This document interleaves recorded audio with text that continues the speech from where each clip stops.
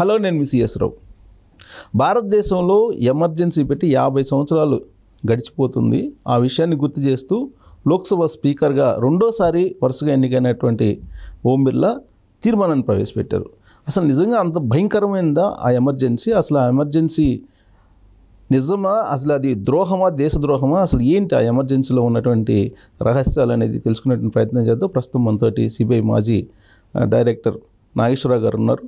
One of the best IPS అంటుంటారు.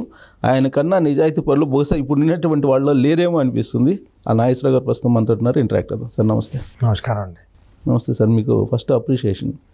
ఎందుకంటే ఇవాళకి కూడా ఒక మామూలు గారులు వస్తుంటారు సిబిఐ డైరెక్టర్గా చేసి. నాకు తెలిసి నేను 26 సంవత్సరాలు జర్నలిజంలోకి వచ్చి ఐపీఎస్ అంటే ఎలా ఉంటారో మాకు తెలుసు. మీరేమో మరి అంత నిజాయితీగా ఉంటే బతకలేరేమో అంటుంటారు. మరి అందుకే ఏదో భగవంతుడి దయ వలన కుటుంబం వెళ్తాను నడుస్తూనే ఉంది. Great sir.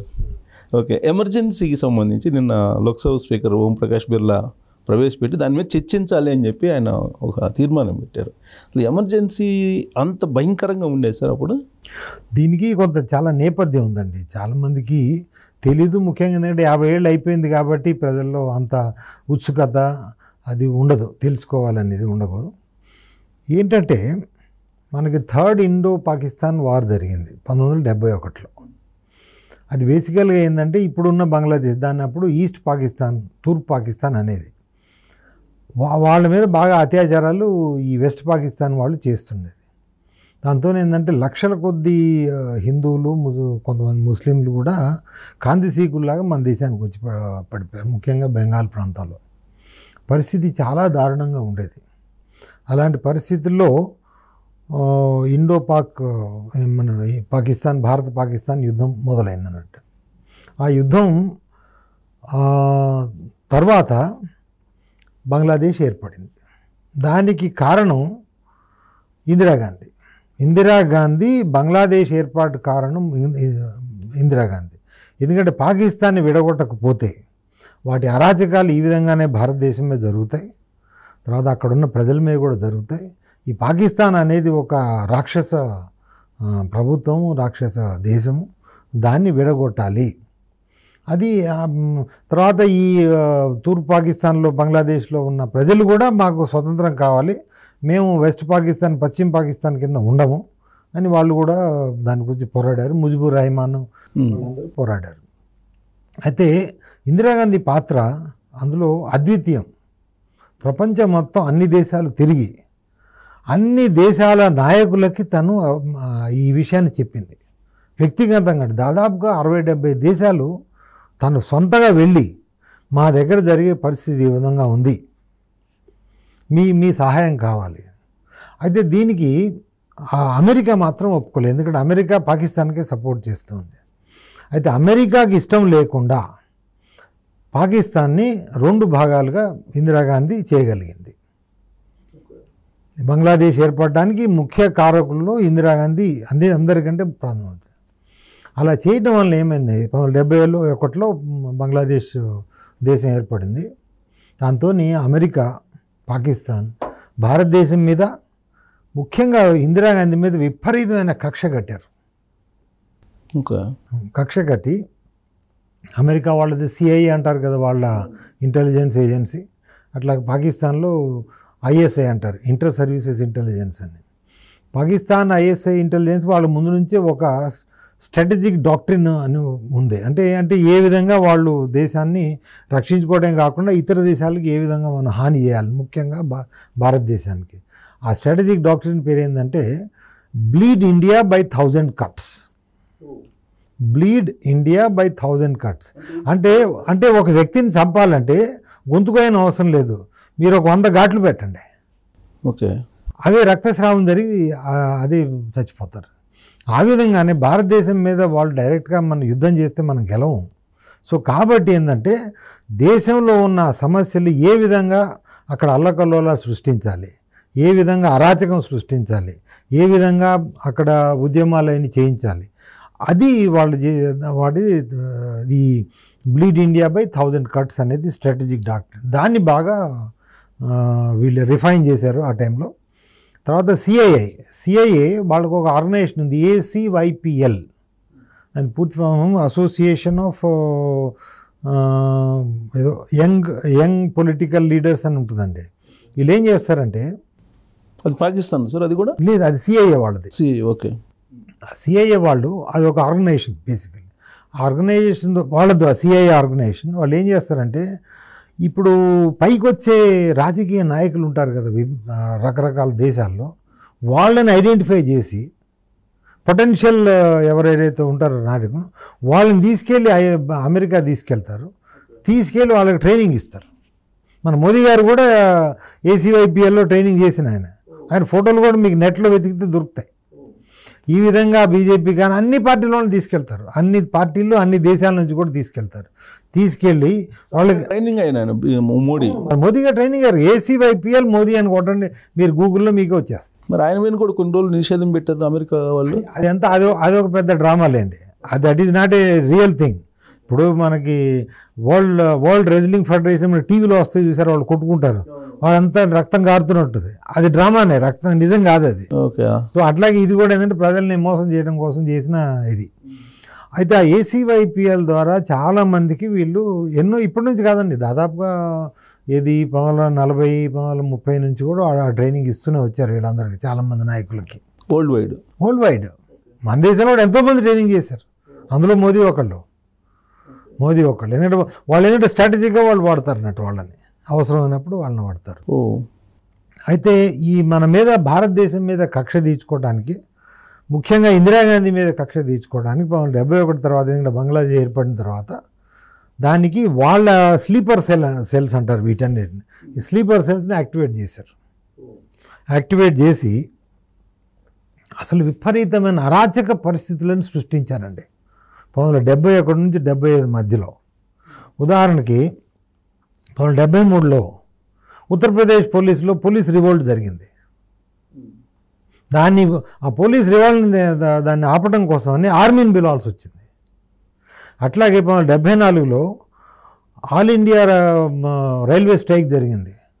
దాంతో మొత్తం అసలు దేశం మొత్తం మీద రాకపోకలు, వస్తువుల రవాణా మొత్తం ఆగిపోయింది. అంటే ఒక స్తబ్దత ఏర్పడిపోయింది. దీని అంతటి కారణం వాళ్ళేనండి, ACPI. దానికి జార్జ్ ఫెర్నాండెస్ అంటే వాళ్ళ మనుషులు ఉంటారు కదా ఇక్కడ. George Fernandes was the president of the all India railway men's federation, which is the largest federation in India, railway men's federation.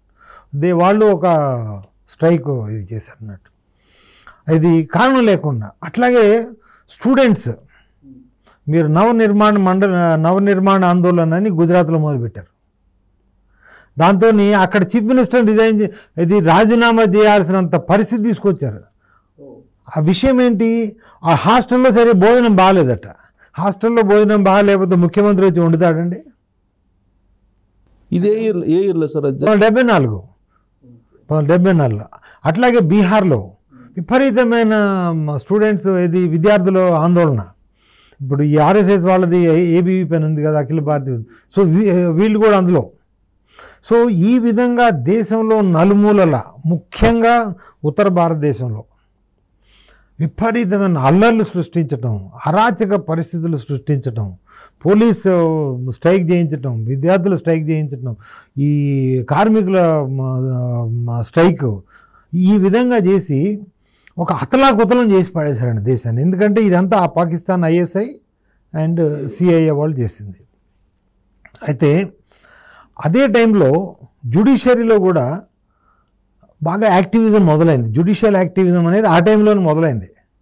ఇప్పుడు అంటారు కదా judicial activism, it started there. Jagmohan Lal Sinha గారు అని ఒక జడ్జి ఉండేది అలహాబాద్ హైకోర్టులో, ఉత్తరప్రదేశ్లో.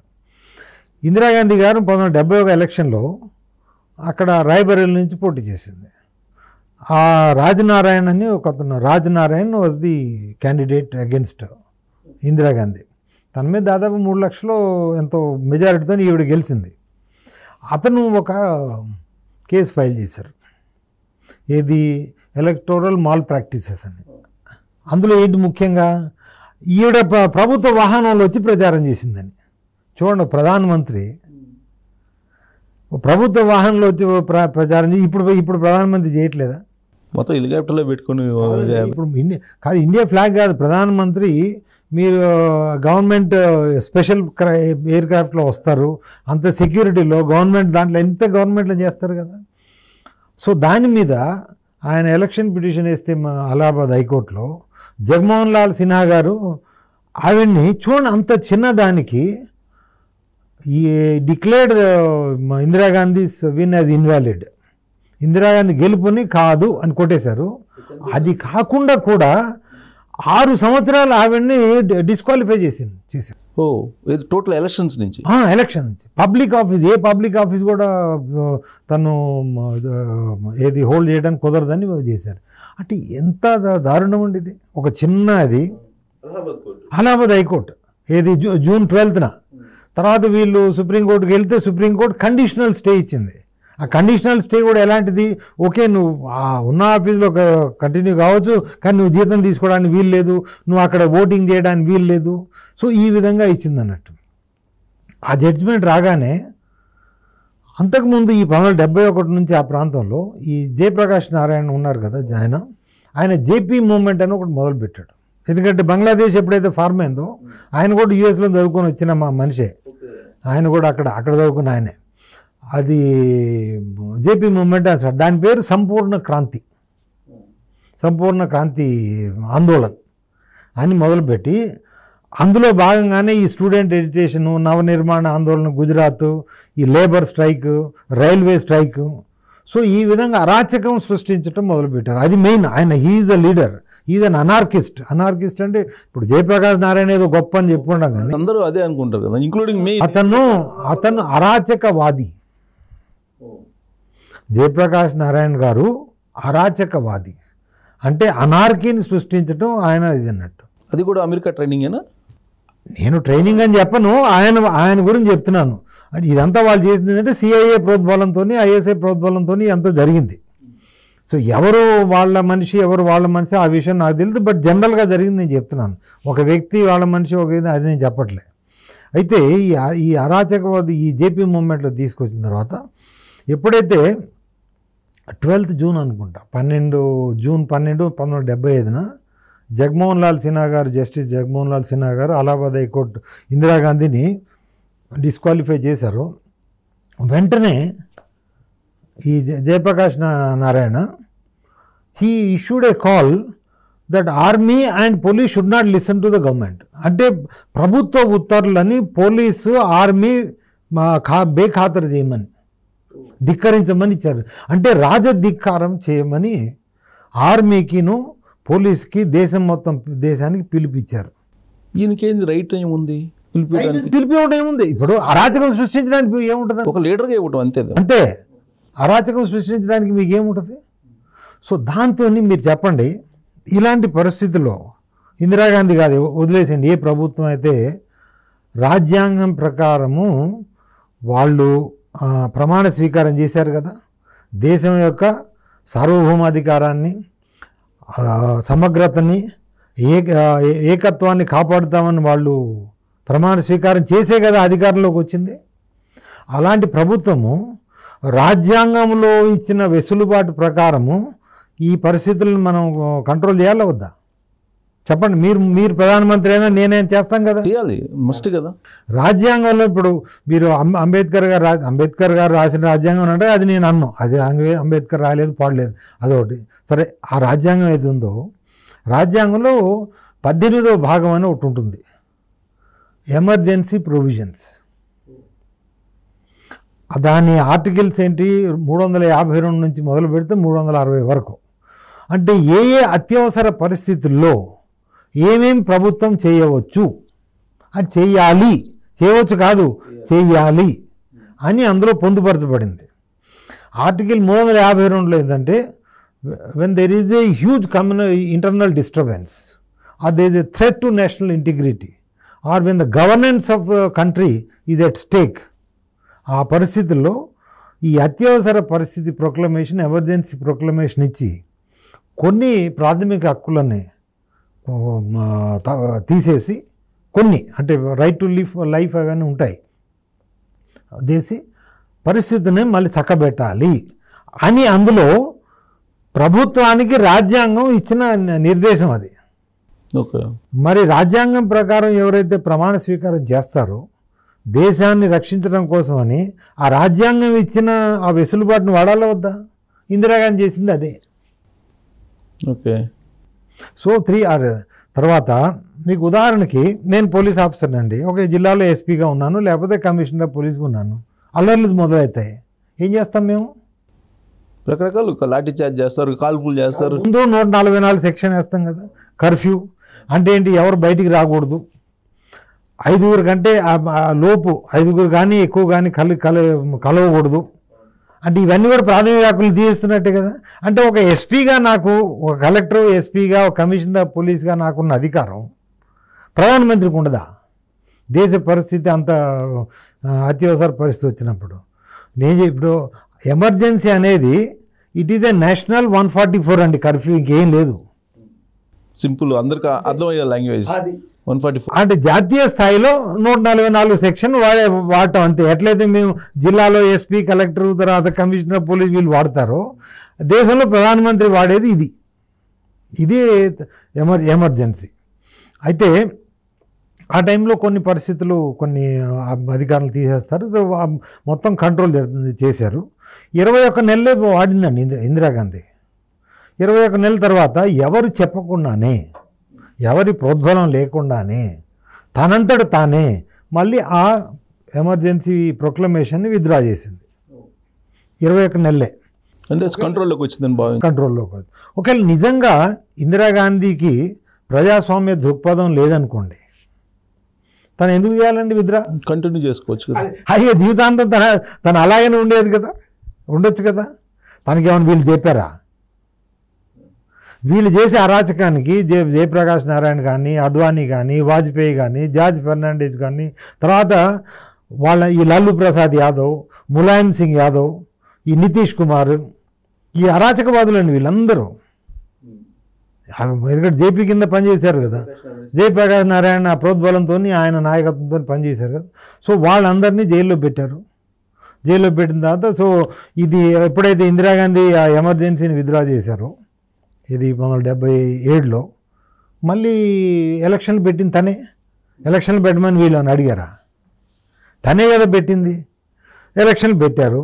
అప్పుడు వీళ్ళేంటి, ఈ ఆర్ఎస్ఎస్ బీజేపీ వాళ్ళతో కలిసిపోయారు. అప్పుడు ఆర్ఎస్ఎస్ బీజేపీ వాళ్ళందరూ కలిసి ఒక పార్టీ పెట్టారు.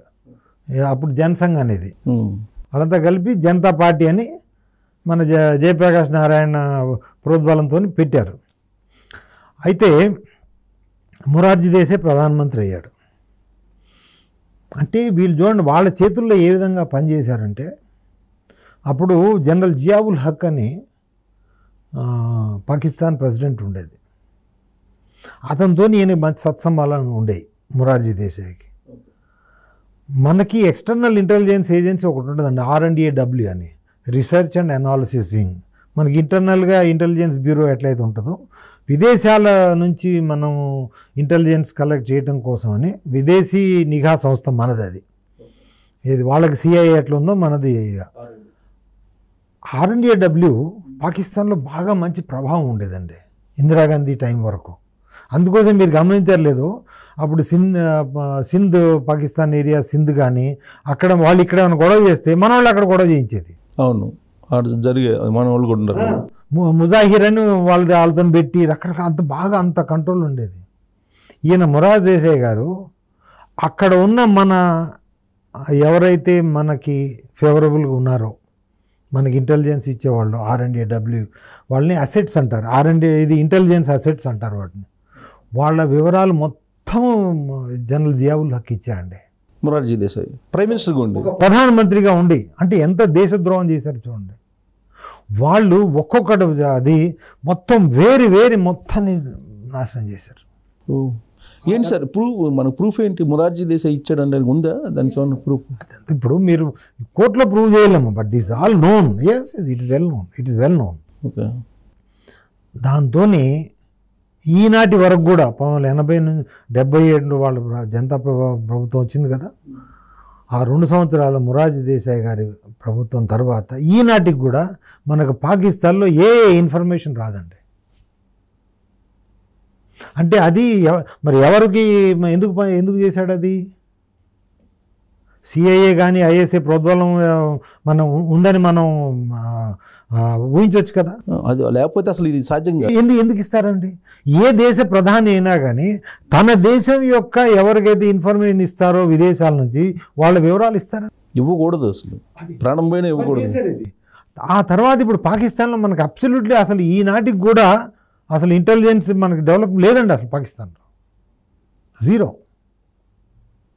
ఖలిస్తాన్ మూమెంట్ కూడా అప్పుడే మొదలుపెట్టారు. ఈ 1000 cuts అని చెప్పాను కదా, bleed India through 1000 cuts, Khalistan movement, ఇవన్నీ కూడా ఆ టైంలో వీళ్ళు చేసినాయి. సో ఆ తర్వాత మనకు తెలిసిందే ఆ జనతా పార్టీ, ఎందుకంటే వీళ్ళంతా అరాచకవాదులు కదా, 2 ఏళ్ళు కూడా ప్రభుత్వాన్ని నడపలేకపోయారు, కుప్పకూలిపోయింది.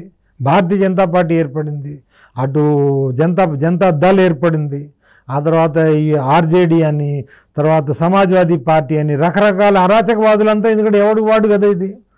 సో ఈ అరాచకాన్ని సృష్టించడానికి అరాచకాన్ని ఆపడానికి ఇందిరాగాంధీ గారు చేసిన అత్యంత గొప్ప పని ఏంటంటే ఎమర్జెన్సీ. దాన్ని ఇప్పుడు చీకటి అని అంటారు. ఇందిరాగాంధీ గారే చేయగలిగారు.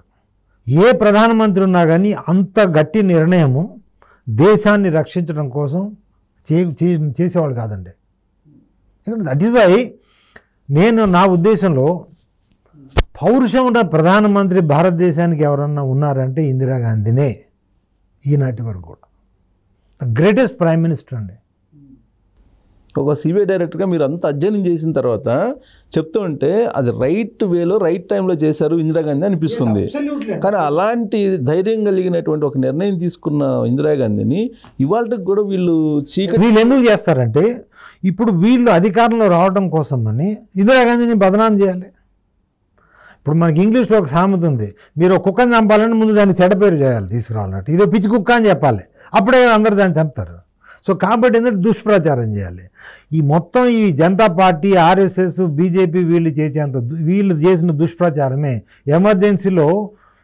ఇప్పుడు చాలా పోలీసు తర్వాత దురాఘాతాలు ఎక్కువ అయినాయి, లేకపోతే ప్రభుత్వం దురాఘాతాలు ఎక్కువైనాయి. మీరు చెప్పండి, ఎమర్జెన్సీ ముందు పోలీసు దురాఘాతాలు లేవా? ప్రభుత్వం హై హ్యాండెడ్నెస్ లేదా? ఎమర్జెన్సీ తర్వాత లేదా? ఉన్నాయా లేవా పోలీసు దురాఘాతాలు? ఇప్పుడు కూడా ఉన్నాయి కదా. మరి ప్రభుత్వ దురాఘాతాలు ఉన్నాయా లేవా? మరి అంటే ఎమర్జెన్సీకి ప్రత్యేకంగా ఆ టైంలో ఏదో పోలీస్ చేసింది కాదు కదా. బికాజ్ ఎమర్జెన్సీ ముందు అదే పోలీస్ వ్యవస్థ అదే ఉంది, ప్రభుత్వ వ్యవస్థ అదే ఉంది. ఎమర్జెన్సీ టైంలో కూడా అదే పోలీస్, అదే ప్రభుత్వ వ్యవస్థ. ఎమర్జెన్సీ తర్వాత కూడా అదే ప్రభుత్వ వ్యవస్థ, అదే ఇది. మరి దానికి ప్రత్యేకంగా మీరు చెప్పడం ఎందుకు? ఎందుకంటే వీళ్ళంతా ఈ క్రిస్టియన్లు వీళ్ళు ఎట్టయితే కాల్పనిక అత్యాచార సాహిత్యం తయారు చేస్తారో, ఈ RSS, BJP, Janata party, Janata Dal, Samajwadi party, ఈ జయప్రకాష్ నారాయణ, ఈ గ్రూప్ అంతా వాళ్ళు కాల్పనిక అత్యాచార సాహిత్యం, ఫాల్స్ అట్రాసిటీ లిటరేచర్ అది ఒకటి తయారు చేసి ఎమర్జెన్సీలో అది జరిగింది, ఎమర్జెన్సీ ఇది జరిగింది, ఇది ఒక మనకు నల్ల మచ్చ, ఇది ఒక దేశానికి మచ్చ కాదండి. దేశానికి మంచి ఏదైతే జరిగిందో అది ఎమర్జెన్సీ వల్లనే జరిగింది. లేకపోతే నా ఉద్దేశంలో మన దేశం పూర్తిగా చిన్నాభిన్నం అయిపోయేదేమో. ఇందిరాగాంధీ కనుక ఆ రోజు పరిస్థితిని కనుక అధ్యయనం చేయకపోతే దేశం చిన్నాభిన్నం అయిపోయేదేమో. అది మొత్తం ఎమర్జెన్సీ లేదు సార్, 22 months పెట్టారు కదా, 21 నెలలు పెట్టిన దాంట్లో అక్కడ కూడా ఎక్కడ కూడా అరాచకం లేదు. అరెస్ట్ చేసినా కానీ, జైల్లో పెట్టినా కానీ కొత్త అల్లుళ్ళని చూసినట్టు చూసేవాళ్ళని అంటారు. నిజమేనా? అద్వానీ, వాజ్పేయి, జార్జ్ ఫెర్నాండెస్ వీళ్ళందరికీ ఏమైనా చేశారండి? బ్రహ్మాండంగా మీరు కొత్త ఏది అరుణ అల్లుడిని తీసుకొచ్చి పెట్టినట్టు చేశారు. ఇందిరాగాంధీ నిజంగా వాళ్ళని చంపాలనుకుంటే ఎంత మాట అండి? నిజంగా ఒక ప్రధానమంత్రి ఒక వ్యక్తిని చంపించాలంటే ఏముంది, జైల్లో పెడితే ఏముంది? కానీ ఏమైనా చేసిందా? మళ్ళీ అందరిని బాగానే చేశారు కదా. మొరార్జీ దేశాయ్, ప్రతి వాళ్ళు, చరణ్ సింగ్, అందరూ అరాచకవాదులు అండి. కానీ ఇప్పటికి కూడా దాన్నే చూపించి హిందూవాదులు అని, అసలు భారతదేశం అంటేనే బీజేపీ అని, బీజేపీ అంటేనే భారతదేశం అని, అసలు దేశభక్తులను తామే అని చెప్పుకుంటుంటారు. అందుకోసం నేను మొన్న 25న 50 ఆ రోజు నాకు అంటే ఒక షార్ట్గా రాశాను నేను. మీరు ట్వీట్ చేశారు? ట్వీట్ చేశాను. నిన్న ఏదైతే జరిగిందో ఈ రోజు కూడా ట్వీట్ చేశాను. నేను ఖండించానండి స్పీకర్ని, ఆ తీర్మానాన్ని ప్రవేశపెట్టిన స్పీకర్ని, ఆ తీర్మానాన్ని సమర్థించిన ఎంపీలు అందరినీ ఇంక్లూడింగ్ ప్రభుత్వాన్ని నేను ఖండించాను. ఎందుకు ఖండించానంటే ఇది దేశ వ్యతిరేక, దేశ విద్రోహ తీర్మానం ఇది. కానీ ఒక స్పీకర్ చేతనే పెట్టించారు కదా వీళ్ళు. ఎవరితో ఎందుకంటే స్పీకర్ ఏముందండి, అతను వాళ్ళ ఇది తొత్తు ఆయన స్పీకరా తొత్తు ఎవరిని పుడుతామంటే కూర్చుంటారు. సో అది అండి, అంటే బాధాకరమైనది ఏంటంటే ఒక ప్రధానమంత్రి ఆనాటి పరిస్థితులను అవగతం చేసుకొని దేశాన్ని రక్షించడం కోసం చేసిన దాన్ని మనం ఇంతగా చేయాల్సిన అవసరం ఉందండి. ఇప్పుడు మీరు చెప్పిన నేపథ్యం మొత్తం కూడా ఇప్పుడు పార్లమెంట్లో ఒకవేళ పెట్టినా కానీ దీని మీద ఎమర్జెన్సీ మీద ఇవన్నీ చర్చకు వస్తాయి కదా.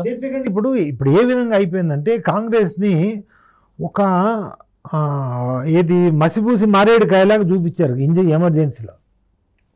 రెండోది, కాంగ్రెస్లో ఈ స్థాయిలో మాట్లాడగలిగే నాయకుడు ఎవరు ఉన్నాడా? ఆనాటి పరిస్థితులు వీళ్ళకేం తెలుసండి. ఆనాటి పరిస్థితులు మనం పూర్తిగా అధ్యయనం చేస్తే తెలుస్తుంది. కానీ వీళ్ళు మాట్లాడినెవరు? ఒకటి నాయకులు లేరు, ఆ స్థాయిలో ఉన్నంత నాయకులు లేరు. ఉన్నా ఎవరన్నా మాట్లాడదలుచుకున్నా కానీ వీళ్ళు మాట్లాడినెవరు? కానీ ఇప్పుడు బలమైంది ఉందిగా ప్రతిపక్షం. బలం ఉన్నా కానీ వీళ్ళు అరుచుకోవడం అయిపోద్ది, అంతేగాని ఇది కాదు కదా. ఎంత పబ్లిసిటీ అండి. సో ఇది చాలా దారుణం అండి. ఇది మనం మాత్రం ఇది ఎంత తీవ్రంగా ఖండించాలో అంత తీవ్రంగా ఖండించాల్సి ఉంది. తర్వాత ఎక్కడ జరిగినాయండి అరాచకాలు చూపించండి. కొన్ని జరిగి ఉండొచ్చు, కానీ దాన్ని ఎమర్జెన్సీ వల్ల, ఇందిరాగాంధీ వల్ల జరిగిందా? ఇప్పుడు లోకల్ పోలీస్ స్టేషన్లో సబ్ ఇన్స్పెక్టర్ నేను కొడితే ముఖ్యమంత్రి బాధ్యత లేకపోతే ప్రధానమంత్రి బాధ్యత? కానీ ఇది ఎమర్జెన్సీ అంటేనే అదొక పెద్ద భూతం లాగా, ఇదేదో దేశానికి ద్రోహం చేసింది ఇందిరాగాంధీ లాగా ఫోకస్ చేశారు బాగా. కరెక్ట్. అది ఎందుకంటే వీళ్ళు చేసింది వాళ్ళ రాజకీయ లబ్ధి కోసం. ఇదంతా దుష్ప్రచారం అండి. ఎంత దుష్ప్రచారం, కాల్పనిక అత్యాచారం, దుష్ప్రచారం ఇది. అంత లేనిది తిమ్మిని బొమ్మిని చేసి అది చెప్తుంటారు కదా, అది అదిగో పులి అంటే ఇది, అదిగో తోక అంటే ఇదిగో పులి అని చెప్తున్నట్టు ఇది చేశారు. ఇప్పుడు కాంగ్రెస్ పార్టీకి సంబంధించినటువంటి ఎన్ఆర్ఐ వింగ్ కూడా ఈ పిట్రోడా అని అతన్ని చేశారు. వాళ్ళు అలాంటి వాళ్ళకి కూడా ఈ నేపథ్యం అది పూర్తి అవగాహన లేని కారణంగానే ఇదంతా. అది కాంగ్రెస్ అయినా కానివ్వండి, బీజేపీ అయినా కానివ్వండి, దేశం ముఖ్యం. పార్టీ అనేది, దేశం లేకపోతే పార్టీలు ఎక్కడ ఉంటాయండి? ఉండవు కదా. సో మన దేశాన్ని రక్షించుకోవాలి. మనం దేశానికి ఎవరైతే సేవ చేస్తారో, దేశాన్ని రక్షించడం కోసం ఎవరైతే వాళ్ళు పాటుపడతారో, దేశాన్ని రక్షించడం కోసం ఎవరైతే వాళ్ళు ఆ సమయంలో సరి అయిన చర్యలు తీసుకున్నారో వాళ్ళని మనము అప్రిషియేట్ చేయాలి. Irrespective of parties. అది కమ్యూనిస్ట్ కావచ్చు, కాంగ్రెస్ కావచ్చు, బీజేపీ కావచ్చు, ఇంకోళ్ళు కావచ్చు. కానీ దేశ రక్షణ విషయంలో మీరు రాజకీయం చేస్తే అది దేశానికి తీవ్ర నష్టం జరుగుతుంది. అండ్ బీజేపీ, ఆర్ఎస్ఎస్ ఏంటి, వాళ్ళ అధికారం కోసం ఇటు హిందూ ధర్మాన్ని నాశనం చేస్తున్నారు, అటు కుహనా హిందుత్వం పేరుతో హిందూ ధర్మాన్ని నాశనం చేస్తున్నారు, అటు దేశాన్ని నాశనం చేస్తున్నారు. ఎందుకంటే వాళ్ళకి కావాల్సింది ఓన్లీ అధికారం. సో ఇప్పుడున్న పొలిటీషియన్స్లో ఎంతో కొంత వీళ్ళు మంచివాళ్ళు, వీళ్ళు చెప్పింది వినొచ్చు అనేటువంటి వాళ్ళు కూడా ఈ ఎమర్జెన్సీని ఒక భూతద్దంలో పెట్టి చూపిస్తున్నారు కదా. వెంకయ్య నాయుడు లాంటి వాళ్ళు. ఇప్పుడు నాయుడు గారు అంటే ఆయన ఆ టైంలో ఆ ఉద్యమంలో ఉన్నారు కాబట్టి మన ఆయన ఇందులో వ్యక్తులుగా మన ఎమర్జెన్సీ గురించి ఆయన కూడా తరచూ మాట్లాడుతూ ఉంటుంటారు. ఆయన ఆ ఉద్యమంలో ఉన్నారు కాబట్టి ఆయన అది నేను ఆ విషయం మాట్లాడదలుచుకోలేదు. ఎందుకంటే వ్యక్తుల విషయం నేను మాట్లాడదలుచుకొని మనం ఒక జరిగింది ఇది చాలా తప్పండి. ఎందుకంటే అసలు ఎమర్జెన్సీ అనేది దాని వల్లనే మనం ఈనాడు మన దేశం ఈ విధంగా ఉంది, ఒక ఐక్యంగా ఉంది, ఒక సమగ్రంగా ఉంది. అంటే దానికి కారణం ఇందిరాగాంధీ తెచ్చిన ఎమర్జెన్సీ వల్లనే. లేకపోతే ఈ మన జయప్రకాష్ నారాయణ, తర్వాత వీళ్ళు వాజ్పేయి, ఈ జార్జ్ ఫెర్నాండీ, వీళ్ళందరూ దేశాన్ని అరాచకం సృష్టించి చిన్నాభిన్నం చేసి పడేవారు. సో ఎమర్జెన్సీ గురించి మాట్లాడితే కాంగ్రెస్ వాళ్ళు ఏమంటారంటే ఈ నేపథ్యం చెప్పకుండా ఇప్పుడు ప్రజెంట్ నరేంద్ర మోడీ వచ్చిన తర్వాత నుంచి అప్రకటిత ఎమర్జెన్సీ ప్రతిరోజు ఉంటుందని అంటారు. అంటే ఇప్పుడు చెప్పాను కదా, ఆ స్థాయిలో అర్థం చేసుకొని మాట్లాడే నాయకులు పోయారు. పివి నరసింహరావు గారు అలాంటి వాళ్ళు తర్వాత లేరు. ఇప్పుడు గొప్పవారు పివి నరసింహరావు, వాళ్ళ తర్వాత ఎవరున్నారు చెప్పండి? అసలు ఒక స్థాయిలో మాట్లాడగలిగి ఒక స్టాండ్ తీసుకునే నాయకుడు. ఇప్పుడు నేను నిజం కోసం పాటుపడతాను, సత్యమేవ జయతే అని మనం రాసుకోవడం కాదండి, నిజం మాట్లాడాలి. ముఖ్యంగా ఆ నిజం మన దేశానికి మంచి జరుగుతుందంటే ఆ నిజాన్ని మనం ఆ నిజం వైపే ఉండాలి మనం. అలాంటి నాయకుడు కాంగ్రెస్లో కానీ బీజేపీలో కానీ ఎక్కడుండి ఏ పార్టీలో మాత్రం చెప్పండి. ఏ పార్టీలు లేరు. సో ఇప్పుడు దీన్ని వక్రీకరించి మళ్ళీ చరిత్రలో మళ్ళీ వక్రీకరించి రాయటమే. ఇప్పుడు అన్నీ మొత్తం మార్చాలంటున్నాడు కదా నరేంద్ర మోడీ, దీన్ని కూడా మార్చి రాయిస్తారు. ఆల్రెడీ వాళ్ళు చేసే పని గదో పనులన్నీ ఇవే కదా. ఇప్పుడు ఒక సినిమా కూడా తీస్తున్నారు, ఏది కంగనా రనౌత్ని పెట్టి. అంటే ఇది అంతకంటే దరిద్రం, అంతకంటే దౌర్భాగ్యం ఇంకోటి ఉన్నదండి. సో మూడోసారి ప్రధానమంత్రిగా నరేంద్ర మోడీ అయ్యారు. ఇంతకుముందు ఇంటర్వ్యూలో కూడా చెప్పారు, ఇంతకుముందులాగా వచ్చే సీట్లో పరిస్థితి లేదు దేశంలో. మీరు నేను ట్వీట్ కూడా చేశానండి, 227 ±10%. అవును, ట్వీట్ చేశారు మీరు. నెంబర్ ఆఫ్ ఏ స్టేట్లో ఏది కానీ కూడా మీరు కొద్దిగా స్టేట్స్లో వేరియేషన్ జరిగింది. ఎందుకంటే నేను చెప్పింది సెకండ్ ఫేజ్ ఎలక్షన్ అప్పుడు మేము స్టడీ చేసి వేశాను. ఇక్కడ పరిస్థితులు మారుతుంటాయి కదా, ఎలక్షన్ ఏది ప్రచారం జరుగుతున్న కొద్ది మారుతుంటాయి కదా, కానీ మరి టోటల్ మాత్రం అదే ఉంది. సో మొత్తం మీద ఆయన గ్రాఫ్ తగ్గింది, లేదంటే ఆయన్ని ప్రధానమంత్రిగా ఆయన పనికిరాడు అనేది కాంగ్రెస్ వాళ్ళు వాదన. ఇప్పుడున్న సిచ్యువేషన్లో ఆయన నైతికంగా ఆయన ప్రధానమంత్రిగా అర్హత లేదు. ప్రజలు వాళ్ళ తీర్పు ఇచ్చారండి. మీకు 2019లో బీజేపీకి 303 సీట్లు ఉన్నాయి. ఆ 303 ఎంపీల్లో 132 ఎంపీలు, సిట్టింగ్ ఎంపీలకి వీళ్ళు టికెట్లు ఇవ్వలే, అంటే వీళ్ళు పార్టీయే ఇవ్వలే. తర్వాత మిగిలిన 171 మంది ఎంపీలు, సిట్టింగ్ ఎంపీలకి వాళ్ళు సీట్లు ఇస్తే అందులో 111 మంది ఓడిపోయారు. కొత్త వాళ్ళు, ఆ పాత వాళ్ళు ఎవరైతే 171 మంది ఇచ్చారో అందులో 111 మంది ఓడిపోయారండి. అంటే 111 మంది, ఇటు 132, అంటే 233. అంటే 68% of their sitting MPs were rejected. 68% వాళ్ళ 303 ఎంపీలు 2019లో ఉన్న ఎంపీలని ప్రజలు రిజెక్ట్ చేశారు. తర్వాత మోదీ గారికి వారణాసిలో 4,80,000 మెజారిటీతో పోయినసారి గెలిచారు. ఈసారి 1,50,000 ఎంతో వచ్చింది మెజారిటీ. అది కూడా చివరి నిమిషం మేనేజ్మెంట్ అంటారు కదా, అది లేకపోతే మోదీ గారు ఓడిపోయేవారు. అంటే పరిస్థితి అంత వ్యతిరేకం ఉంది ఆయన మీద. ఏది వారణాసిలోనే 240 దేవాలయాలను వాళ్ళు ధ్వంసం చేశారండి. ఇది మన స్కంద పురాణంలో వివరించబడిన 240 దేవాలయాలని ధ్వంసం చేసి ఆ కారిడార్ అని పనికిరాని తోటి కట్టారు. ఊళ్ళో కాశీలో, కేవలం కాశీలోనే 240 దేవాలయాలు. అక్షయ వటం అంటారు, అంటే మన ఇది ఉంటుంది అక్షయ వృక్షం అంటారు కదా, అది ఎప్పటి నుంచి ఎన్ని వేల సంవత్సరాలు, ఆ చెట్టును కూడా తీసిపడేది. దాని ఎన్నో వీడియోలు ఉన్నాయి దాని గురించి. సో దాంతో కల్పవృక్షం అని అంటారు దాన్ని. వాటి మొత్తం దాన్ని తీసేశారు. అంటే ఇంత వ్యతిరేకత వచ్చింది ఆయన మీద. అయినా కానీ ఆ చివరి నిమిషం మేనేజ్మెంట్తో ఏదో గెలిచి, సో నైతికంగా ఓడిపోయినట్టు. తర్వాత అయోధ్యలో లల్లు సింగ్ అని ఉన్నారు. ఆయన 5 సార్లు ఎమ్మెల్యే, 2 సార్లు ఎంపీ అండి. చాలా పాపులర్ లీడర్ ఆయన ఓడిపోయారండి. అవును, అక్కడ కాంగ్రెస్ గెలిచినట్టు కదా, అక్కడ సమాజ్వాదీ పార్టీ అనుకుంటా. అదే బీజేపీ అయితే గెలవలే. ఎందుకు ఓడిపోయారు కారణం ఏంటంటే, మీరు రామాయణంలో ఉల్లేఖించబడిన ఎన్నో దేవాలయాలు, స్వయాన రాముల వారు స్థాపించిన జటాయు మందిరం, సీతమ్మ వారు స్థాపించిన సీతాకి రసోయి, అంటే సీతమ్మ వారు వండిన స్థలము, ఇలాంటివన్నీ చాలా పవిత్ర స్థలాలని వీళ్ళు మొత్తం ధ్వంసం చేశారు ఈ అయోధ్యలో. బాలరాముడి ప్రతిష్ఠ కోసం కాదు, ఈ గుడి కట్టాలని. ఆ తర్వాత ఎన్ని రకాలుగా మీరు అవినీతి చేయాలో అని చేశారు వాళ్ళు. అది భూదందాలు కానీ, లేకపోతే రియల్ ఎస్టేట్ కానీ, ఇది కానీ అన్ని రకాలు. దాంతో ఏంటంటే ప్రజల్లో ఎంతోమంది వాళ్ళు చిన్న షాప్ పెట్టుకొని ఏదో వాడి జీవితం గడుపుతుంటారండి. వాడి షాప్ని కొట్టేస్తే ఎట్లా బతుకుతారండి మనుషులు? ఇప్పుడు అతనికి రాముడు అంటే భక్తి ఉంటుంది, కానీ నువ్వు వచ్చి కొట్టేస్తే రాముడి మీద భక్తి పోతుంది కదా, కానీ నీ మీద విరక్తి కలుగుతుంది కదా, ప్రభుత్వం మీద విరక్తి కలుగుతుంది కదా. అంటే లల్లు సింగ్ అలాంటి పాపులర్ లీడర్ కూడా ఓడిపోయాడు అయోధ్యలో, అందుట్లో కూడా. సో దీన్ని యాంటీ ఇన్కంబెన్సీ అనకపోతే దేన్ని యాంటీ ఇన్కంబెన్సీ అంటారండి? అంటే 65% వాళ్ళ 303 ఎంపీలు 65% రిజెక్ట్ చేశారు ప్రజలు. మోదీ గారు స్వయాన 4,80,000 మెజారిటీ వచ్చిన వాళ్ళు ఇప్పుడు 1,50,000 అందులో కూడా మేనేజ్మెంట్ వలన వచ్చింది. ఏంటి మేనేజ్మెంట్ అంటే? ఏదో చేస్తారుగా మీకు అది ఈవీఎంలా నాకు తెలీదు, అది అంటే భారతదేశ వ్యాప్తంగా అదే. సో అది తర్వాత అయోధ్యలో ప్రజలు ఇప్పుడు ఎక్కడైతే దేవుడు దేవాలయం కడితే ఆ ప్రజలంతా స్వాగతించాలి కదండి. ఎందుకు ఎప్పుడు స్వాగతిస్తారు?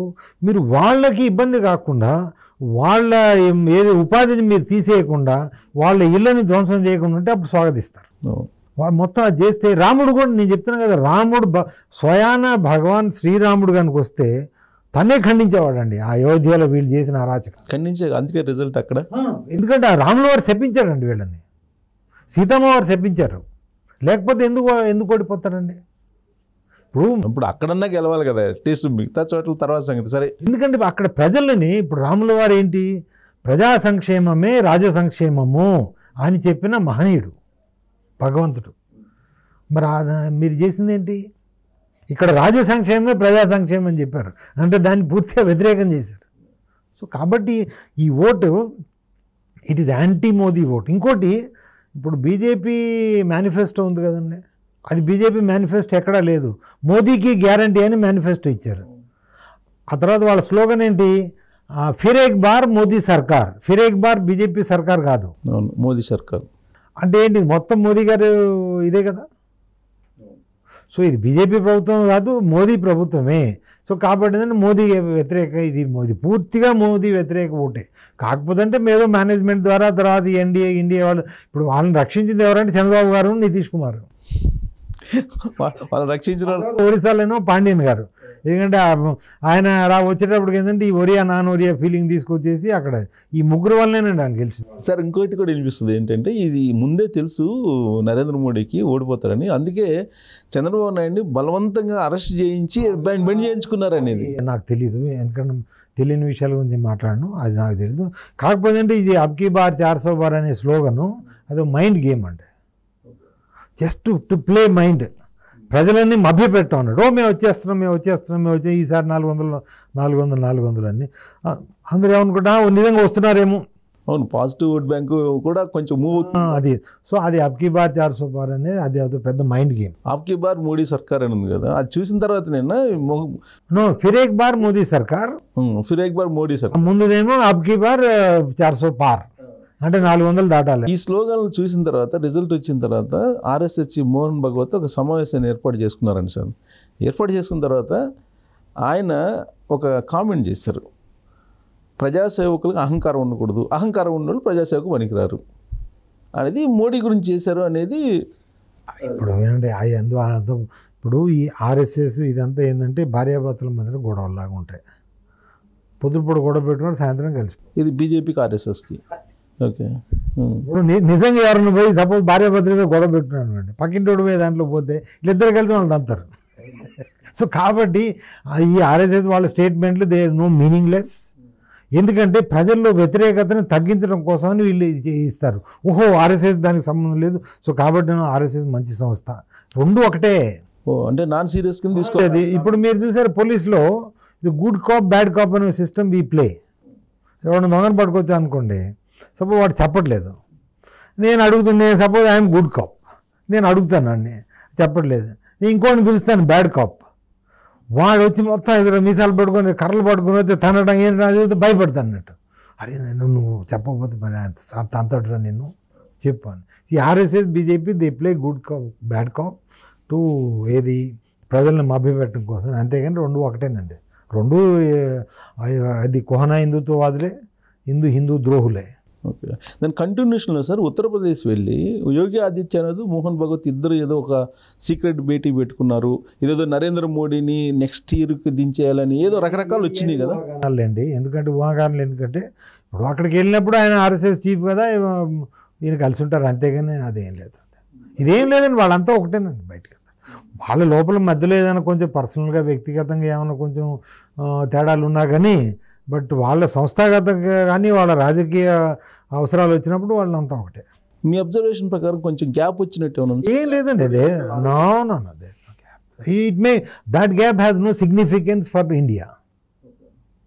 What ever gap even if there is an imaginary gap ఉన్నా కానీ that is not significant for India. అదే వాళ్ళంతా ఒకటేనండి, అంత హిందూ ద్రోహులు చెప్పాను కదా. సో బీజేపీలో ఉన్న పరిస్థితులు ఇప్పుడు చూస్తే సార్ అబ్జర్వ్ చేస్తే యాక్చువల్గా 75 దాటిన తర్వాత డైరెక్ట్ ఎలక్షన్స్లో ఉండటానికి లేదనేది, అది మోడీ ఇంప్లిమెంట్ చేస్తారా? ఇప్పుడు మీరు ఆ BJP RSS what they talk, what they do and what they right అసలు కనెక్షనే ఉండదండి. ఆర్ఎస్ఎస్లో బీజేపీలో రాసేది ఒకటి, మీరు వాళ్ళ మేనిఫెస్టో చదవండి, తర్వాత వాళ్ళ స్పీచ్లు వినండి, తర్వాత వాళ్ళు చేసేది చూడండి, అసలు మూడింటికి పొంతనే ఉండదండి. ఇప్పుడు 75 సంవత్సరాల తర్వాత ఉండకూడదని ఎక్కడ రాసి ఉందండి? ఎక్కడా లేదు. బీజేపీ కాన్స్టిట్యూషన్లో లేదు, బీజేపీ పార్టీ కాన్స్టిట్యూషన్లో లేదు, తర్వాత వాళ్ళ ఇన్స్ట్రక్షన్లు లేదు. ఎవడైతే వాళ్ళకి నచ్చరో వాడికి నీ 75 ఏళ్ళు వచ్చినాయి కదా అని ఇవ్వరు. అవును, వెంకయ్య నాయుడు అద్వానికి ఇద్దరికి ఇంప్లిమెంట్ చేసినట్టు మురళీ మనోహర్ జోషికి వీళ్ళకి. తర్వాత రెండోది, ఇవేంటి రాజుకు వర్తించవు, మోదీ రాజు కదా, నేను చేసిన చట్టం నీకు వర్తిస్తుంది కానీ నేను చేసిన చట్టం నాకెందుకు వర్తిస్తుంది అనేది పద్ధతి వాళ్ళది ఆర్ఎస్ఎస్.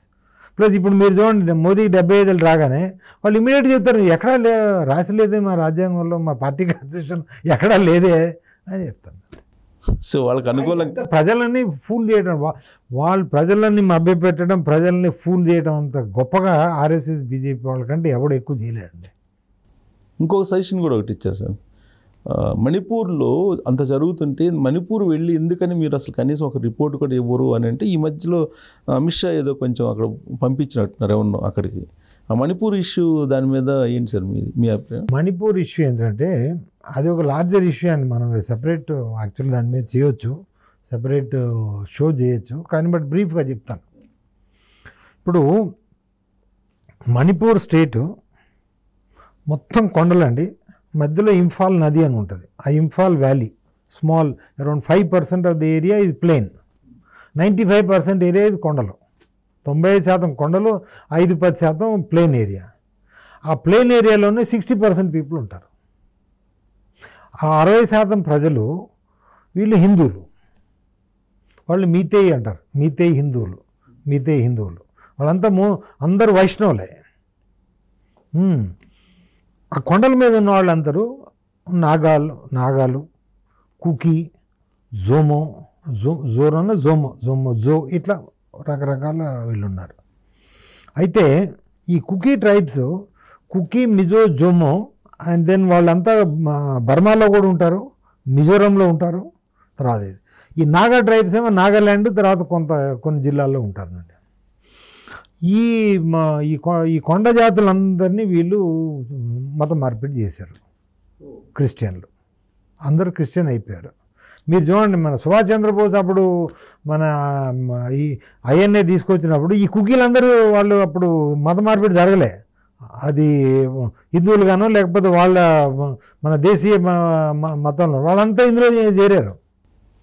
మత మార్పిడి జరిగిన తర్వాత ఇప్పుడు వాళ్ళంతా ఏంటంటే మిజోరం, మణిపూర్, తర్వాత ఈ బర్మాలో కొంత ప్రాంతాన్ని కలిపి కుకీ ల్యాండ్ అని సెపరేట్ కంట్రీ చేయడం కోసమని ఇది పెద్ద జరుగుతుందండి. క్రిస్టియన్ కంట్రీ చేయాలి. మొన్న బంగ్లాదేశ్ ప్రైమ్ మినిస్టర్ కూడా స్టేట్మెంట్ ఇష్యూ చేసింది దీనికి వ్యతిరేకంగా. కానీ మోదీ గారు మాట్లాడరు ఈ విషయం మీద. బంగ్లాదేశ్లో మాట్లాడతారు, మన మోదీ గారు కానీ మన బీజేపీ ప్రభుత్వం ఆర్ఎస్ వాళ్ళు ఏం మాట్లాడరు. వాళ్ళు ఏంటంటే ఇప్పుడు వాళ్ళకి మెయిన్ అడ్డంకి ఏమొచ్చిందంటే అక్కడ ఆ ఇంఫాల్ వ్యాలీలో ఉన్న 60% మంది హిందువులు, వాళ్ళని మత మార్పిడి కూడా చేయడానికి కూడా బాగా ప్రయత్నం చేస్తున్నారు. ఆ మత మార్పిడితో పాటు వాళ్ళ మీద అటాక్ చేసి, ఇప్పుడు మీరు అటాక్ చేశారనుకోండి, నువ్వు మతం మారితే వాళ్ళ మీద అటాక్ చేయరు. ఎవడైతే ఇప్పుడు ఆ మిగతా హిందువుల్లో ఎవరెవరైతే మతం మారారో వాళ్ళ మీద వీళ్ళు ఆక్రమణ చేయరు, ఓన్లీ మతం మారని హిందువుల మీదనే చేస్తారు అన్నట్టు. వాళ్ళని కూడా మతం మార్చేస్తే అక్కడ కుకీ ల్యాండ్ అని ఒక స్వతంత్ర దేశంగా తయారు చేసి క్రిస్టియన్ కంట్రీగా చేయాలని సిఐఏ అండ్ అది రోమన్ క్యాథలిక్ చర్చ్ వాళ్ళ ప్లాన్. దీంట్లో కూడా సిఐఏ ఉంది. మరి ఇప్పుడు ఇంకోటి సార్, అసలు నరేంద్ర మోడీయే అక్కడ ఏదో కావాలని అలాంటి సృష్టించాడు అనేది ఒకటి వినిపిస్తుంటుంది. నరేంద్ర మోదీ ఇది వీళ్ళకి చేతగాంతనం అండి అంతే. ప్లస్ ఇంకోటి, మీరు నరేంద్ర మోదీ ఆయన హీ కెనాట్ టేక్ ఎనీ, మీరు ఒక్క యాక్షన్ చెప్పండి 2002 నుంచి ఈనాటి వరకు, 2002 నుంచి ఆయన 2001 నుంచి 2001 నుంచి ముఖ్యమంత్రి ఉన్నారు కదా 2014 వరకు, 2014 నుంచి ఇప్పటికంటే ఎన్నేళ్ళు అయింది 2024, దాదాపు 23 సంవత్సరాలు ఆయన ముఖ్యమంత్రి కానీ ప్రధానమంత్రిగా ఉన్నారు. ఒక single action, decisive action like Indira Gandhi or PV Narasimha Rao. ఇప్పుడు పివి నరసింహరావు డిసైసివ్ యాక్షన్ ఉన్నాయి కదా మరి పంజాబ్లో టెర్రరిజాన్ని పూర్తిగా మనం అది బ్లూ ఆపరేషన్ తీసి పడేసారు కదా, ఆపరేషన్ బ్లూ స్టార్ కదా, అది అంతకుముందు జరిగింది. అది బియాన్ సింగ్, తర్వాత కేపీఎస్ గిల్లు, తర్వాత పివి నరసింహరావు, ముగ్గురే పంజాబ్ తీవ్రవాదాన్ని పూర్తిగా మట్టుపెట్టారు. అలాంటి డిసైసివ్ యాక్షన్ చేయగలిగిన ఏదన్నా ఒక్కటి చూపించండి ప్రధానమంత్రి. పనికిరాదంటే ఏం లేదు, అదంతా సర్జికల్ స్ట్రైక్ పాడదని కదా, ఎంత ఎలక్షన్ ముందు చేసిన డ్రామా అది. సినిమాల్లో చేస్తాను చూసారా మన ఆయన ప్రధానంగా చెప్పేది ఏంటి సార్, సర్జికల్ స్ట్రైక్ 370 రద్దు ఇవే చెప్తుంటాడు కదా. 370 వల్ల ఏమైంది, ఏమీ కాలేదు 370. అది కూడా అమిత్ షా వల్ల అయిందండి. Credit should go to Amit Shah for 370, article 370 and CIA, because Amit Shah అప్పుడే కొత్తగా హోంమంత్రి అయ్యారు, ఆయన వల్లనే జరిగింది. ఎందుకంటే అందుకోసం Amit Shah is a better administrator. Modi గారు ఏంది, ప్రతివాడిని మంచి చేయాలన్నట్టు, అందరూ నేను గొప్ప అని ఇది, కానీ ఆయనకి ఒక డిసైసివ్ యాక్షన్ తీసుకునే కెపాసిటీ లేదండి. గుడి అంటారు చూసారా, అది అంత తప్పిస్తే వేరే ఏం లేదు. He has not taken a single decisive action in national interest so far. Okay sir, స్టేట్కి వచ్చేటప్పటికి ఇంకా ఎస్పెషల్లీ ఆంధ్రప్రదేశ్కి వచ్చేటప్పటికి ఒక చిన్న 10 పాయింట్లు ఉన్నాయి సార్, అది మీ ద్వారా వినాలని ఉంది. ఇప్పుడు జగన్మోహన్ రెడ్డి, నరేంద్ర మోడీ వీళ్ళిద్దరిని వేరు చూసి చూడలేనటువంటి పరిస్థితి ఉంది, ఇది అందరికీ తెలిసింది.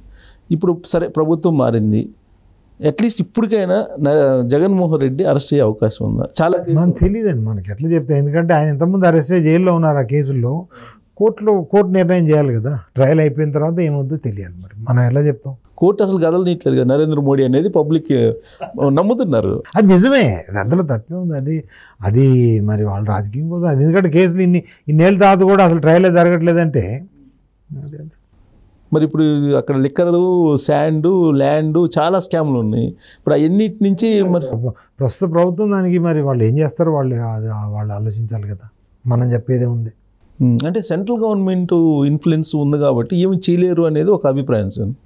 కావచ్చు అండి, ఎందుకు ఇంటర్నల్గా అంతర్గతంగా మరి ఏమున్నాయో మనకేం తెలుసు చెప్పండి. ఇప్పుడు ఏదైనా ఒకటి చేయడానికి ఏంటంటే మనం చేయాలి అనేది మన నిర్ణయాత్మకంగా ఏదైనా చేయగలిగితే అప్పుడు జరుగుతాయి. ఏదో మామూలుగా ఏదో చూసి చూడనట్టుగా ఉంటే ఏ పని జరగదు కదా.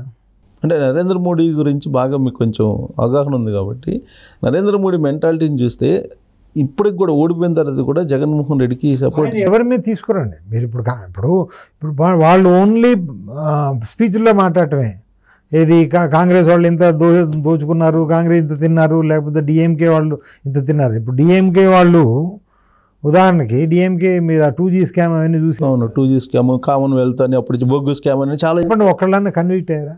వాళ్ళు ఫైనల్ కాలేదు, ఇప్పుడు కాదు, కోర్టు అక్విట్ చేసింది, నిర్దోషాన్ని డిక్లేర్ చేసింది. ఎవరు? ఈ కనిమౌళి వీళ్ళందరూ. ఎందుకంటే మరి ఇప్పుడు మోదీ గారికి మరి అవసరమైతే వాళ్ళ సపోర్ట్ కూడా కావాలి కదా. ఇప్పుడు మీరు వాజ్పేయి టైంలో డిఎంకే సపోర్ట్ చేశారు కదా, ఇప్పుడు మీరు అంతేందుకు నిన్న రెజల్యూషన్ పెట్టారు కదా, ఎమర్జెన్సీ రెజల్యూషన్, ఈ డిఎంకే బీజేపీకి సపోర్ట్ చేసింది. నేను అబ్జర్వ్ చేయలే. అంటే ఇండియా కూటమిలో ఉంది కదా, అది ప్రధాన భాగస్వామి పక్షం కదా. ఎట్లా ఉందంటే పెళ్ళి ఒకరితో చేసుకోవడం, ఇంకొకరితో ఉండటం అన్నట్టు. అది నేను అబ్జర్వ్ చేయలేదు యాక్చువల్గా. ఏ పార్టీలు సపోర్ట్ చేసినాయని, తృణమూల్ కాంగ్రెస్ ఏమో వాళ్ళు ఎన్నికే సపోర్ట్ చేశారు.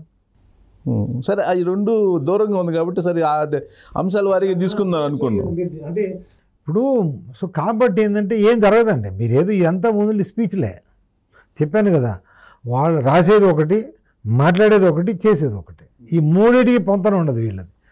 అది సో కాబట్టి ఆంధ్రప్రదేశ్ ప్రజలు ఏమి అనుకున్నారో మ్యాండేటరీ ఇవ్వడానికి ఏది కారణం ఉన్నా చంద్రబాబు నాయుడు గారు చేసే పరిస్థితి ఉందా? నరేంద్ర మోడీ కాదని వాళ్ళ ఆయన కూడా చూసుకుంటారు కదా ఏ విధంగా చేయాలి ఏంటి. ఎందుకంటే చంద్రబాబు గారికి ఉన్నంత అనుభవం ఎవరికి లేదు. ఇప్పుడు మన ముఖ్యమంత్రుల్లో దాదాపుగా ఎన్ని ఏళ్ళు అండి, 16 ఏళ్ళు 17 ఏళ్ళు ముఖ్యమంత్రి ఉన్నారు కదా, అంత అనుభవం ఎంతమందికి ఉందండి.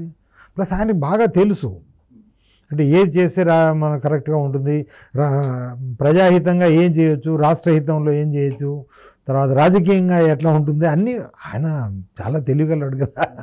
తెలియగలడు, సమర్థుడు, ఎక్స్పీరియన్స్ చేశారు. కానీ ఇప్పుడు రిషికొండ లాంటిది బయటకు వచ్చి పబ్లిక్ అందరు చర్చించుకుంటున్నప్పుడు కూడా ఒక చిన్న యాక్షన్ కూడా కనిపించట్లేదు. వాళ్ళకి పబ్లిక్ మ్యాండేటరీ ఇచ్చారు కదా. వచ్చింది ప్రభుత్వం వచ్చి కూడా నెల కూడా కాలేదండి. చేస్తారు కానీ అక్కడ నరేంద్ర మోడీ ఆదుకుంటాడు ఇతన్ని అనేది కదా మనం చెప్పలేం కదా. ఎందుకంటే ఆయనంతా చూసుకునేది ఆయన రాజకీయం అంత తప్పిస్తే దేశం కాదు. దేశం హిందీలో మంచి సామెత ఉంది, దేశ్ బాడమే జాయని. అంటే వరదలో దేశం వరదలో కొట్టుపోయిన నాకేముంది, నాకు కావాల్సిన అధికారం నా కుర్చీ. కాబట్టి ఇప్పుడు ఈయనతో అవసరం లేదు కదా కుర్చీ కావాలంటే. చెప్పలేము ఎందుకంటే రాజ్యసభలో కావాలి అది చెప్పలేం కదా. ఇప్పుడు పరిస్థితులు ఎప్పుడెప్పుడు మారుతాయో తెలియదు. ఇప్పుడు ఎన్నాళ్ళు ఎన్డీఏ ఉంటుంది, అసలు 5 ఏళ్ళు ఉంటుందా, మధ్యలో ఏమన్నా మార్పులు వస్తాయా, అవి కూడా మనం చెప్పలేం కదా. అది చెప్పలేం ఎందుకంటే రాజకీయం అనేది వెరీ డైనమిక్ థింగ్ అండి. ఎప్పుడు ఏ క్షణంలో ఏ విధంగా ఎటు మారుతాయో మనకు తెలియదు కదా. తెలంగాణలో కూడా అదే పరిస్థితి సార్. ఇప్పుడు ఆల్రెడీ ఫోన్ ట్యాపింగ్ ఒకటి ఫైనల్కి వచ్చింది. ఆ తర్వాత ఎలక్ట్రిసిటీ సంబంధించి ఏదో నరసింహారెడ్డి కమిషన్ ఒకటి వేశారు. అలాగే ఇక్కడ కాళేశ్వరం వేశారు. ఇక్కడ ఏదో జరిగిపోతుంది అనుకుంటున్నారు. అది కూడా అంతేనా? అది పూర్తిగా నేను స్టడీ చేయలేదండి. ఆ విషయాలు స్టడీ చేయలేదు. సో అసలు ఈ ఊరికే పబ్లిక్ని ఓవరాల్గా మభ్య పెడుతున్నారంటారు. ఇప్పుడు ఏ విషయమైనా కానీ ఇప్పుడు రాజకీయ నాయకుడు కావాల్సింది ఏంటండి, అతను ఇతర రాజకీయ ఇది ప్రతిపక్షంలో ఉన్నాడు జైలు పోవడం కాదు తనకు కావాల్సింది. ప్రతిపక్షంలో ఉన్నవాడికి అధికారం రాకూడదు, అధికారం నా చేతిలో ఉండాలి అంతే. అతను జైలుకి పంపించడం ఈయన ఉద్దేశం కాదు. అతన్ని ఏ విధంగా అధికారంలోకి రానియకుండా ఉంటే నేను అధికారంలో ఉంటాను అనేది వాళ్ళ ఉద్దేశం. అంతేగాని రూల్ ఆఫ్ లా ఇంప్లిమెంట్ చేయాలి కదా. దేశం మొత్తం ఇదే. అది మీరు కేంద్ర ప్రభుత్వంలో కానీ లేకపోతే ఇంక వేరే రాష్ట్ర ప్రభుత్వంలో కానీ ఇదే అన్నట్టు. సో కాబట్టి రూల్ ఆఫ్ లా ఇది వాళ్ళకి పెద్ద కన్సర్న్ ఉండదు. సో లోక్సభలో మీరు చూస్తే సార్ నిన్న రాహుల్ గాంధీ మూవ్మెంట్ అవన్నీ చూస్తున్నారు కదా, స్పీకరు దగ్గర రావటం అవన్నీ చూస్తే కొంచెం కాంగ్రెస్ పార్టీ తరపు నుంచి కొంచెం బలమైన నాయకుడికి ఎదిగేలా కనిపిస్తున్నాడా? నేను యాక్చువల్లీ చూడలేదు, అది నేను చూడలేదు.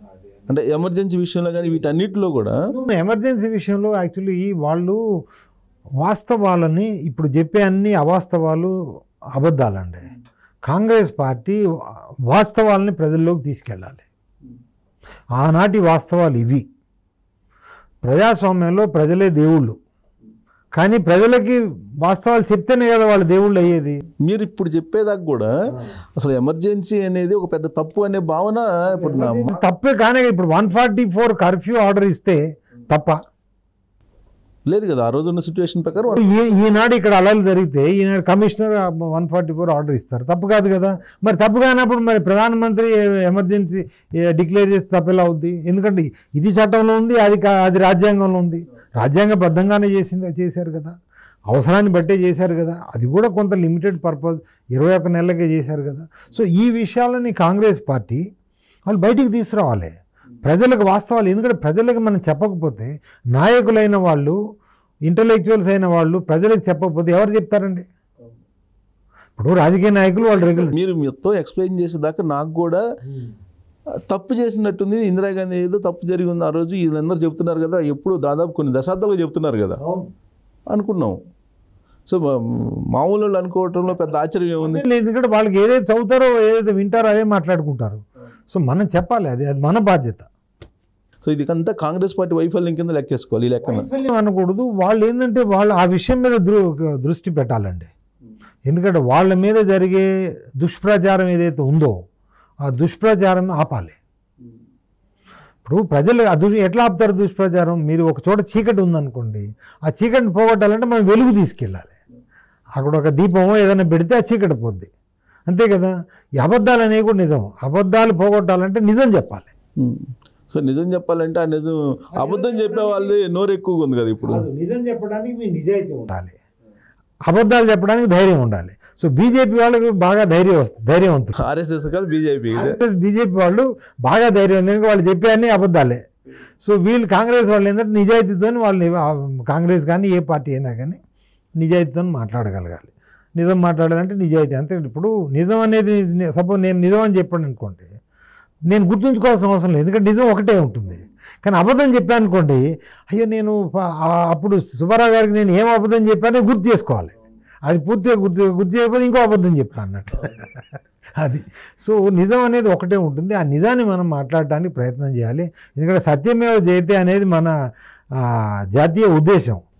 ఏది మన అశోక స్తంభం, అది దాంట్లో కూడా జాతీయ చిహ్నంలో కూడా ఉంటుంది. సో కాబట్టి మనం నిజమే మాట్లాడదాం, ప్రజలకు నిజమే చెప్దాం. అది చేసినప్పుడే మన దేశం బాగుపడుతుంది, మన సమాజం బాగుపడుతుంది, మనకు కూడా అంతా సంక్షేమం, ప్రజా సంక్షేమం, ప్రజలంతా సుఖంగా ఉండగలరు. Right. Thank you very much Nageswara Rao garu. Thanks. Thank you.